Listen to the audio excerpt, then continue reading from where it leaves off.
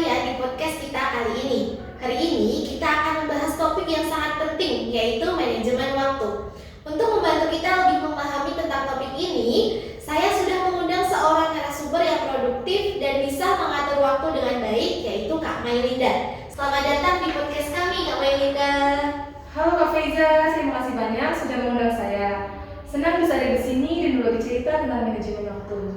Sama-sama Kak Mailinda. Nah, sebelum kita mulai nih, mungkin bisa ceritakan sedikit tentang pengalaman Kak Mailinda terkait manajemen waktu.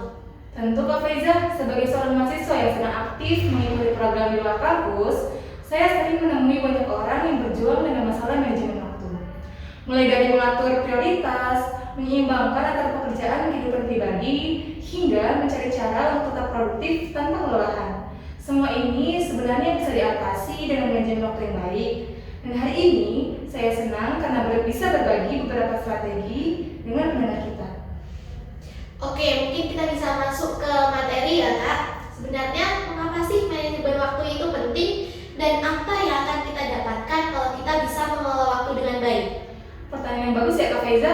Manajemen waktu itu penting karena bisa membantu kita untuk mencapai tujuan lebih efisien dan juga menjaga keseimbangan dalam hidup.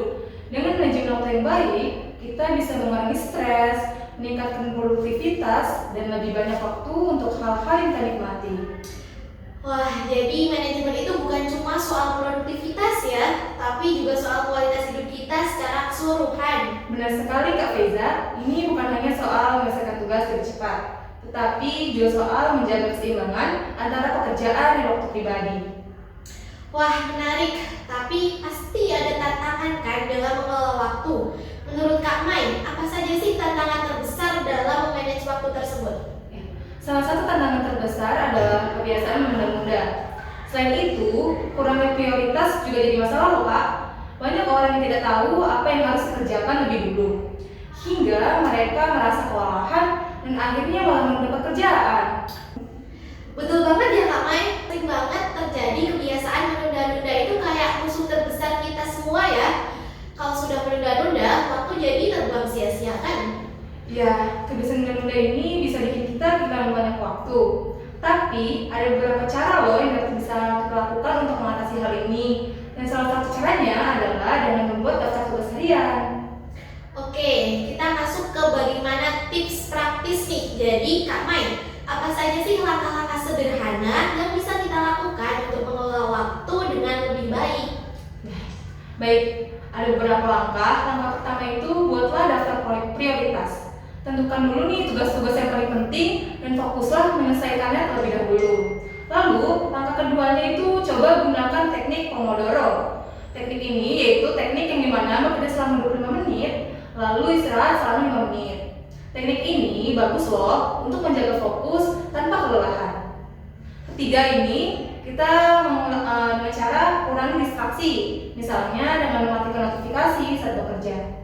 Wah, itu tips yang bagus sekali teman-teman. Apalagi tentang daftar prioritas ya. Kadang kita sering kebingungan mau mulai dari mana. Tapi dengan prioritas yang jelas, pasti akan lebih memudahkan tugas kita.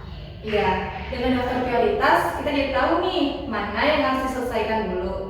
Dan yang terakhir, penting juga loh untuk mengevaluasi waktu setiap minggunya. Jadi kita bisa tahu apakah ada waktu yang mungkin terbuang atau apakah ada waktu yang perlu ditingkatkan.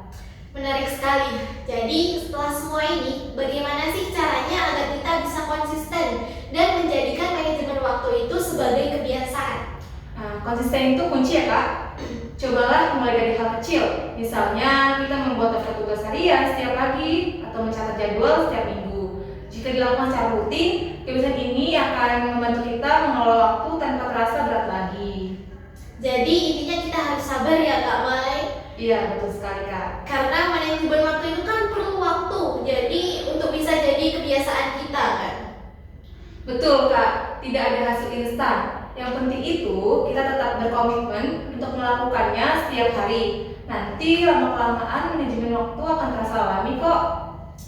Pesan dari saya, tidak ada hasil instan dalam membangun kebiasaan atau mencapai tujuan yang besar. Yang terpenting adalah komitmen kita untuk melakukannya dengan konsisten setiap hari. Meskipun mungkin terasa sulit di awal, Seiring waktu, setiap langkah kecil akan mulai membentuk pola yang solid. Saat kita terus melatih kedisiplinan dan tekun dalam prosesnya, manajemen waktu akan semakin terasa alami dan setiap usaha menjadi lebih ringan. Setiap hari adalah kesempatan baru untuk belajar dan berkembang. Bahkan ketika ada hambatan atau tantangan yang muncul, dengan kesabaran dan kegigihan, kita akan menemukan ritme yang cocok bagi diri kita sendiri. Hingga akhirnya, manajemen waktu dan kebiasaan baik bukan lagi menjadi beban, melainkan menjadi bagian dari hidup sehari-hari yang membawa kita lebih dekat pada pencapaian tujuan kita. Jadi, jangan khawatir jika prosesnya lambat. Yang penting adalah kita tetap melangkah maju setiap hari, yakin bahwa hasil terbaik sedang menanti di depan. Wah, materi yang sangat menarik banget nih Kak Mai. Terima kasih banyak Kak Mai Linda atas semua tips dan penjelasannya, sangat membantu dan membuka mata kita tentang betapa pentingnya manajemen waktu tersebut. Saya harap pendengar bisa mulai menerapkannya tips-tips ini dalam kehidupan kalian sehari-hari. Ya, sama-sama Kak Feza, senang bisa berbagi dengan pendengar semua di sini.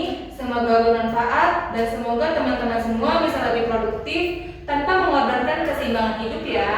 Amin. Terima kasih sekali Kak Melinda. Nah, teman-teman, itu dia pembahasan kita hari ini.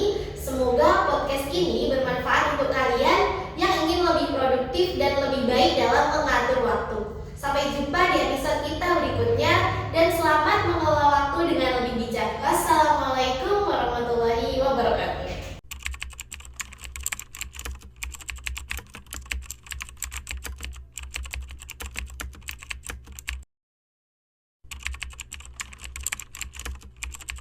Coba lihat manajemen Nabi. Bukankah sebelum tidur beliau istighfar dulu? Dirinci pekerjaannya, dicatat yang akan dikerjakan besok, istighfar 70 kali, 100 kali, sehingga dengan istighfar saat tidurnya tenang. Coba kita biasakan. Ada yang baca Quran, ada yang istighfar. Kalau nggak percaya silahkan cek. Begitu Anda lakukan, tidurnya enak. Besoknya rencana itu sudah siap. Makanya ketika bangun, siap jam 7 mau kemana, jam 8 ada di mana, jam 12 kerjakan apa. Sebelum mengerjakan itu, datang kepada Allah, sujud, ya Allah, saya punya rencana ini tolong mudahkan. Begitu caranya.